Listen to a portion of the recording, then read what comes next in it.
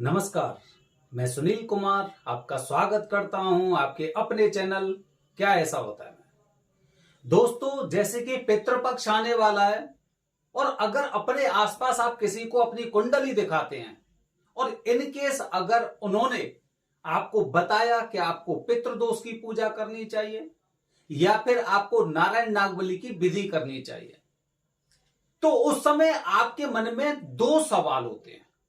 और सवाल नहीं बल्कि ये मान सकते हैं कि आपके पास उल्टे उनको देने के लिए दो जवाब होते हैं। सवाल अलग चीज होती है, लेकिन जैसे अगर हम बताएं आपको कि आपको पितृदोष की पूजा करनी चाहिए, तो आप अगर इनकेस अगर आपके साथ ऐसा हुआ तो आप दो बातें कहेंगे। पहला, क्या गुरुजी ये पूजा सिर्फ अमावस्या को होती है?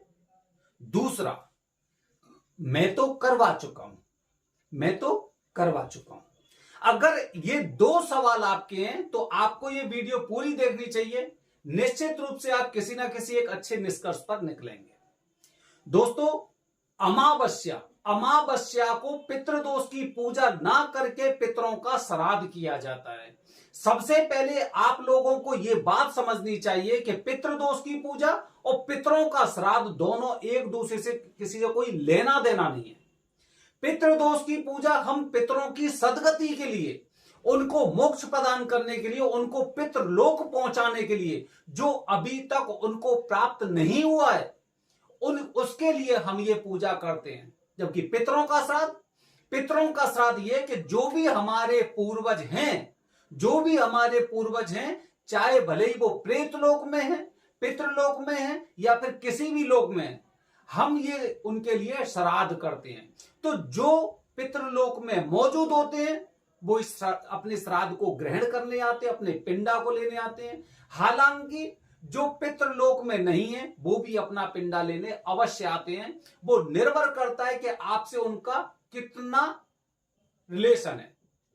कितना रिलेशन मतलब जैसे कि पिता या दादा या फिर उनके पिता परदादा या फिर उनके दादा परदादा, वो रिश्ता कौन सा है आपका, ये निर्भर करता है। ठीक है, तो पितृदोष की पूजा का अमावस्या से कोई लेना देना नहीं है। ठीक है, अमावस्या को पितरों का श्राद्ध बताया जाता है। मैंने बताया ना, मैंने कल भी आपको वीडियो के माध्यम से बताया था कि पितरों के बारे में हमें हर प्रकार से सोचना चाहिए। पितरों के लिए हमें तर्पण करना चाहिए, हमें पिंडदान करना चाहिए, हमें उनका श्राद्ध करना चाहिए। बल्कि एक जगह नहीं, ये पितरों का श्राद्ध आपको अलग अलग जगह जरूर करना चाहिए। जिसमें कि मुख्य जगह कौन सी हैं? प्रयागराज, गया जी, काशी, वृंदावन और यहाँ की ब्रह्म कपाल जो बैद्यनाथ धाम में है। मतलब ये कुछ ऐसे मुख्य स्थान है जहां पर आपको पितरों का श्राद्ध तो करना ही चाहिए। और ऐसा नहीं कि आपने अगर प्रयागराज में या हरिद्वार में कहीं पे भी आपने श्राद्ध कर लिया तो द्वारा नहीं कर सकते, ऐसा भी नहीं है। ठीक है, तो ये पितरों का श्राद्ध होता है।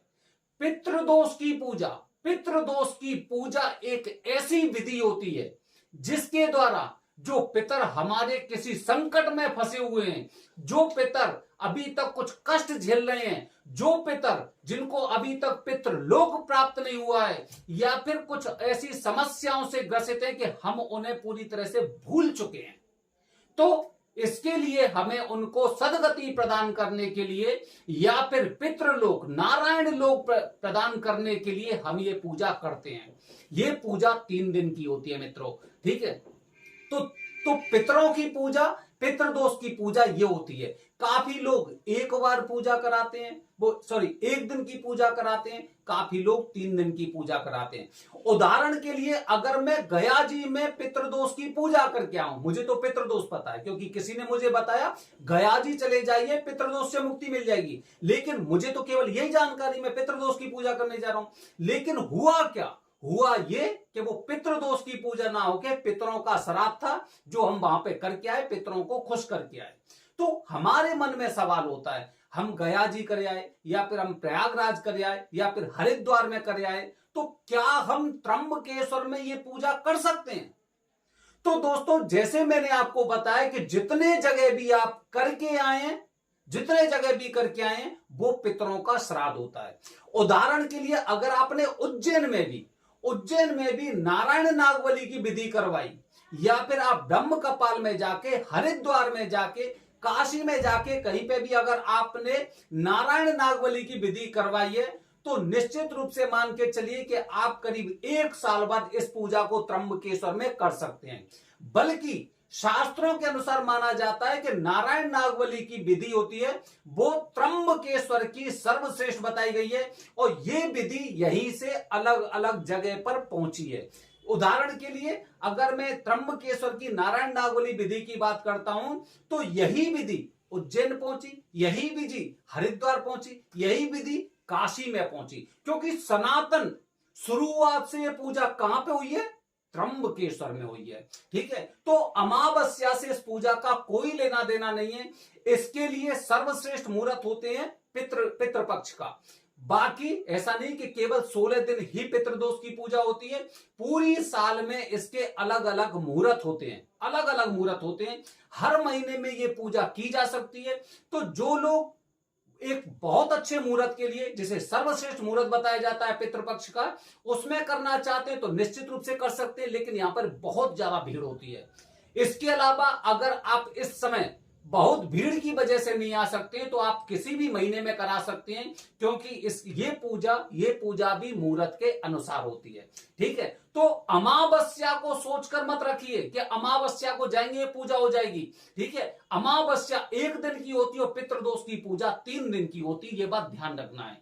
ठीक है, दूसरी बात दोस्तों, दूसरी बात ये कि जैसे कि हम ये सोचते हैं कि अगर मैं ये पूजा करवा चुका हूं तो मैंने ये पूजा कहां पर करवाई है, मैंने ये पूजा कितने दिन की करवाई है, मैंने ये पूजा क्या उसी स्थान पर करवाई है जो स्थान शास्त्रों में सर्वोपरि बताया गया है, ये भी मुझे सोचना चाहिए। जैसे अभी थोड़ी देर पहले मैंने आपको बताया कि अगर मैं काशी में या फिर प्रयागराज में पितृदोष की पूजा कराता हूं तो क्या मैं त्र्यंबकेश्वर में पूजा कर सकता हूं? तो निश्चित रूप से कर सकते हैं। बस ये बात ध्यान रखना कि इसमें कम से कम 6 महीने का अंतर अवश्य होना चाहिए। अच्छा, जो लोग त्र्यंबकेश्वर में पूजा कर चुके हैं या फिर किसी बाहर के पंडित जी के संपर्क में आके इधर उधर पूजा कर लिए, वो लोग भी निश्चित रूप से यहां पे पूजा कर सकते हैं। दोस्तों, त्र्यंबकेश्वर में एक स्थान ही है जहां पर पितृदोष की पूजा नारायण नागबलि की विधि बताई जाती है, लेकिन त्र्यंबकेश्वर में जब आप जाएंगे तो आप देखेंगे जगह जगह आश्रम बने हुए हैं और लोग वहीं पर इनको बहला फुसलाकर इनकी वहीं पर पूजा करवा देते हैं। न जाने कितने लोगों को, ऐसे लोगों को देखा है जो हमसे संपर्क करते हैं या फिर गुरुजी से भी उन्होंने संपर्क किया कि उन्होंने बताया कि ये वाली पूजा तो हमारी किसी आश्रम में करवा दी, ये वाली पूजा तो गुरुजी ने उस जगह अपने घर में करवा दी, किसी धर्मशाला में करवा दी। ये पूजा त्र्यंबकेश्वर आने के बावजूद भी अगर ये पूजा आप किसी आश्रम में कर रहे हैं तो दोस्तों बस ध्यान रखिए, मैं क्या बोलूं, मैं बार बार उन सब चीजों को बोलना नहीं चाह रहा हूं। ठीक है, अगर आप एक सर्वश्रेष्ठ स्थान पे गए हैं तो जो स्थान बताया गया है शास्त्रों में, माता गोदावरी अहिल्या संगम, पूजा तो यहीं पे करनी चाहिए और यही स्थान है। इसके अलावा अगर आपको पूजा करनी तो आप अपने घर के आसपास कर लो, कोई ऐतराज नहीं है। जो स्थान बताया गया है वही स्थान महत्वपूर्ण होता है। ठीक है, तो यहां पर आप पूजा कर सकते हैं। त्र्यंबकेश्वर में भी अगर आप पूजा पहले कर चुके हैं लेकिन उस स्थान पर अगर आपने पूजा नहीं की है तो 6 महीने बाद आप ये पूजा कर सकते हैं। ठीक है दोस्तों, तो इन 2 बातों का हमेशा ध्यान रखना। अधिकांश लोग ये 2 सवाल जब सवाल किया जाता है तो इन 2 बातों को रिपीट करते हैं, मैंने गया जी में श्राद्ध करवा लिया था और ये पूजा क्या मैं अमावस्या को ही कर सकता हूं? तो जरूरी नहीं है कि अमावस्या वाले दिन ही मुहूर्त हो, क्योंकि अमावस्या 1 दिन की होगी और पितृदोष की नारायण नागबलि की विधि 3 दिन की होगी। दूसरी बात दोस्तों कि गया जी में, प्रयागराज में, जगह जगह आप जहां पे घाट पे जाते हैं या संगम पे जाते हैं वहां पर ये श्राद्ध होते हैं, पितरों के श्राद्ध होते हैं। लेकिन त्र्यंबकेश्वर में नारायण नागबलि की विधि, जिसे पितृदोष की पूजा बोला जाता है, वो होती है। तो आप निश्चित रूप से कर सकते हैं। आप त्र्यंबकेश्वर के अलावा अगर कहीं पे भी आपने अगर पितरों का श्राद्ध किया है तो त्र्यंबकेश्वर में आप ये पूजा कर सकते हैं। बने रहिए हमारे चैनल के साथ दोस्तों। आने वाले वीडियो में पितृपक्ष से संबंधित और या पितृदोष से संबंधित इसी तरह की जानकारी आपको मिलती रहेगी। हर हर महादेव, हरिओम।